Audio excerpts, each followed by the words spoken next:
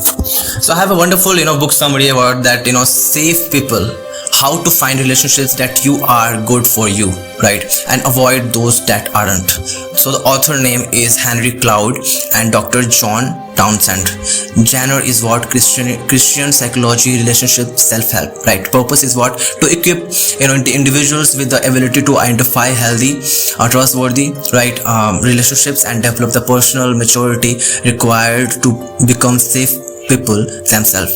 So here the overview, that this book serves as a transformative guide for anyone seeking deeper, emotionally nourishing relationships, rooted in truth, grace and accountability through a lens of, Christian spirituality, and psychological insight. Here Cloud and Townsend, offer clear frameworks, for evaluating the emotional safety of others and cultivating one's own relational integrity, right? So the goal is not just avoid harmful relationships, but to embody the kind of character that draws other into healing, growth and spiritual maturity. Part 1 here, understanding safe versus unsafe people. Safe people uplift and heal. Safe relationships promote emotional and spiritual personal growth, right? So they offer acceptance, speak truth with love and own their shortcomings. These individuals helps you move closer to the personal God intended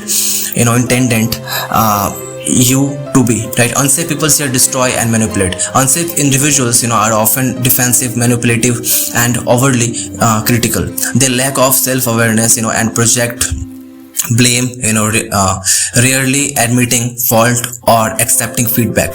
Their behavior erodes trust and demonizes self-worth. So part 2 is what here, that recognizing unself patterns, right? So here Cloud and Townsend detail 7 key traits that often signal unsafe behavior: lack of vulnerability and authenticity, refusal to accept responsibilities, need to control and dominance, shaming, gossiping or violating confidentiality, okay, demanding trust rather than earning, using relationships for selfish gain, avoiding growth or feedback. Quote is what? We trust too quickly or not at all, but trust must be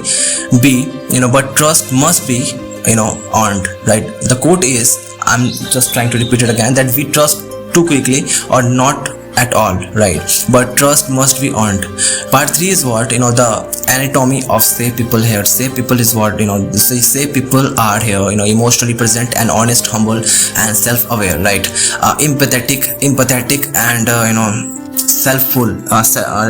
respectful, right? Respectful of boundaries, capable of repairing harm, through apology and change, right? Encouraging of mutual growth. Their presence leads to an inner sense of peace and security and spiritual closeness. Part 4 is what? Why we choose unsafe relationship. Often unresolved wounds and distorted beliefs lead us to unsafe people. Childhood trauma and unmet emotional needs shape our relational compass. We mistake chaos for passion and manipulation for care, right? Healing begins with identifying these internal drivers and rewriting them. Part 5 is what? Becoming a safe person yourself, right? Becoming a safe person yourself. The journey towards safe relationships start with personal transformation. Access your own habits. Do you avoid responsibility, fear, vulnerability and manipulate others, right? So you grow in emotional maturity by practicing humility and embracing feedback, right? Develop spiritual depth and resilience through prayer, reflection and ethical living. So the quote is what? You can't change what you don't own, right? Part 6 is what? Healing from harmful relationships. Okay, so your healing is not synonymous with reconciliation, right? So recovery involves grieving, process pain and here establishing healthy boundaries. Forgiveness is vital not to forget but to release yourself from bitterness, right? Surrounding yourself with safe, grace filled people, accelerates the healing process. Part 7 is what? A spiritual foundation for relational safety, right? So the author assert that the ultimate safe person is God. Our relationship with God provides identity, unconditional love, and a model for safe living, right? So the Christian ideal of love, right, here full of truth, grace, and accountability, becomes the blueprint for all human connection.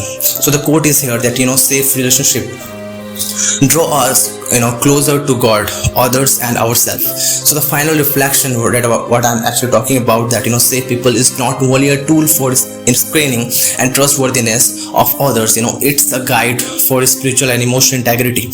By reshaping your inner narrative and relational habits, you don't just avoid toxic connections, you embody the kind of love and presence that others seek for healing and transformation. It's a book that challenges the readers to look inward first and grow outward from there, right? So here, can I apply safe people's principles in my relationships? So here the point is, applying safe people's principles can radically deepen your relationships by making them more authentic, nurturing, and spiritually aligned. Here is a practical guide tailored to your world of storytelling, moral education, and emotional impact. First point is what? Start with inner reflection. Becoming transformative, your relationships ask, am I emotionally present or avoidant? Do I accept responsibility and admit my mistake? Am I open to feedback even when it's uncomfortable? By embracing vulnerability, your model safety for others. It's the foundation of trust. Second point is what? Discern people's core patterns, not just occasional behaviors. Observe people's over time. Do they own their flaws or flame others' consistency? Can they sit with your truth even if it's hard? Or do they get defensive? Do they respect your emotional boundaries or subtly override them? This helps you differentiate momentary mistakes from unsafe relation patterns, right? Third point is what? Practice grace without enabling. Even safe people mess up, but they take responsibility and repair the damage. Extend empathy is here, that extend empathy, but don't ignore red flags. Love people as they are, while maintaining boundaries that honor your worth. Forgiveness doesn't mean tolerating toxic behavior. It means releasing resentment and choosing wisdom. Point number 4 is what? Be clear with boundaries and expectation, right? Safe relationships thrive on clarity. Tell people what's okay and what's not. Hold firm when your lines are crossed. Healthy people with respect and your boundaries not punish you for them. Cultivate safe circles. Surround yourself with people who celebrate your growth, speak truth lovingly, encourage emotional and spiritual depth, comfort you when vulnerable, not judge you, right? Your relationships ecosystems determines how much healing and creativity you can access. Use your platform to model safe values in your YouTube content, storytelling or thumbnail here, like portray characters who grow through accountability and obviously empathy, right? Highlighting transformations but perfection, right? Avoid glorifying manipulations or self-centered behaviors. You are not just applying safe relationships principles privately, you are applying them cultivating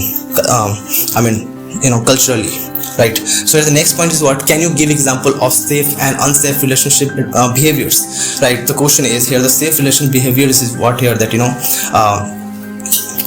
admitting fault. I mess up, I'm sorry, let's talk about it, right? So listening with empathy. They are emotionally present even when you are vulnerable or upset, right? Reflecting boundaries. They honor your space, time, and emotional needs without guilt tripping. Encouraging growth. They cheer on your obviously progress, even if it is mean you are changing or evolving.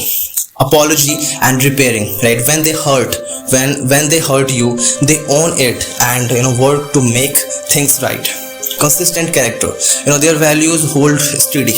even when no one is watching, right? Loving without control. They offer love, without conditions, manipulations, or dominance. So these people helps you, feel safe, seen, and strengthened.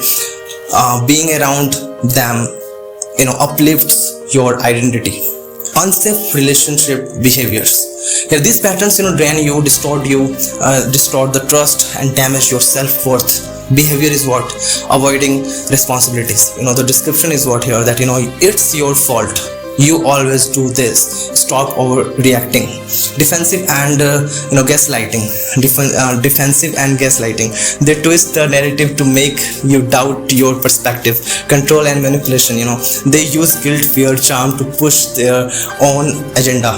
Criticisms without grace. They consistently point our own flaws, but rarely encourage your strength. Inconsistent presence. Sometimes loving some things.